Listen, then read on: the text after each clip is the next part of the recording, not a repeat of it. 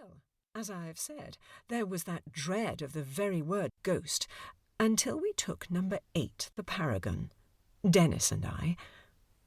The Paragon was built in an oval, with a garden and plane trees in the centre of it. An oval of tall, narrow houses, all the rooms, apart from the attics and basement, panelled in white painted wood. Some of the houses were detached or semi-detached, but number 8 was not even this, though in some strange, spiritual way there was never any house more completely detached and aloof, so that I do not believe that it so much as acknowledged the others, unless by the support they gave it, any more than a proud woman of the exclusive Victorian day acknowledged the individuality of the servants who ministered to her wants.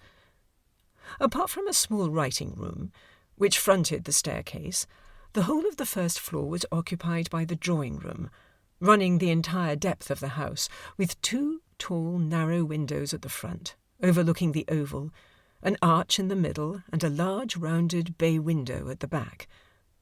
From this window, above the hawthorns and the burnhams, the one giant chestnut in the long, narrow back garden, above the steep slope of the red-tiled roofs and chimneys of the lower part of the town, one caught a glimpse of the river, with its forest of masts and funnels, its haze of silvery smoke or mist, and far, far away the blue hills of Highgate. We took the house furnished, through land agents and lawyers, without any real idea to whom it belonged.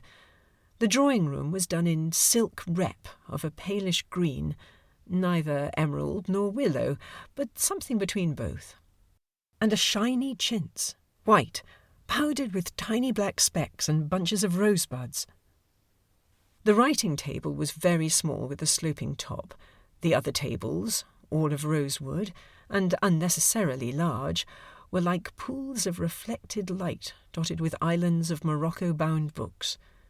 There were a good many mirrors, and a good deal of valuable china, vases and Dresden figures and bowls filled with potpourri, the scent of which permeated the whole room and the landing outside.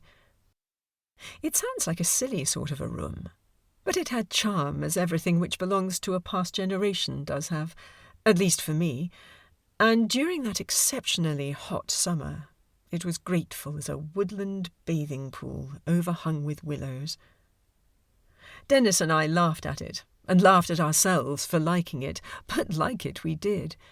Not only the drawing-room, but the whole house, the elegant twirl of the staircase, our immense mahogany bed, the huge wardrobe, the washing-ware, big basin and jug and tiny basin and jug side by side, like mother and child.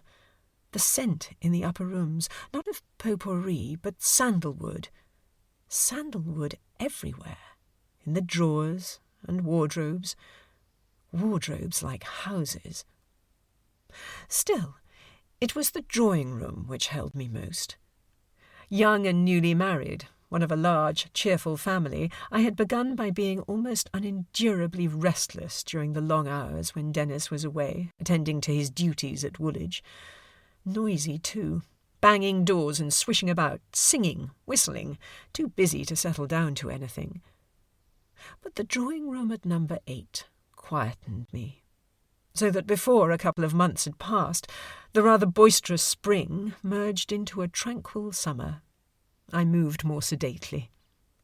How Dennis laughed when I replaced my high-heeled shoes with their irritating tap over the polished floors with a pair of child's flat dancing slippers, while for the first time in my life I sat down to sewing. Hand-sewing, none of that feverish rattle and whir of a machine, with the tender excuse that the tiniest of all garments call for the softest of seams. Hour after hour I sat still in that pensive room, with the wash of pale green-tinted air passing through its entire length from window to window. I, who had been for ever on the jig, never for one moment alone, choosing by preference what must have been known as the back drawing-room, laying down my work for long intervals at a time and gazing out of the window over that expanse of which I have already spoken. At first my mind was curiously blank. Then, for the first time in my life,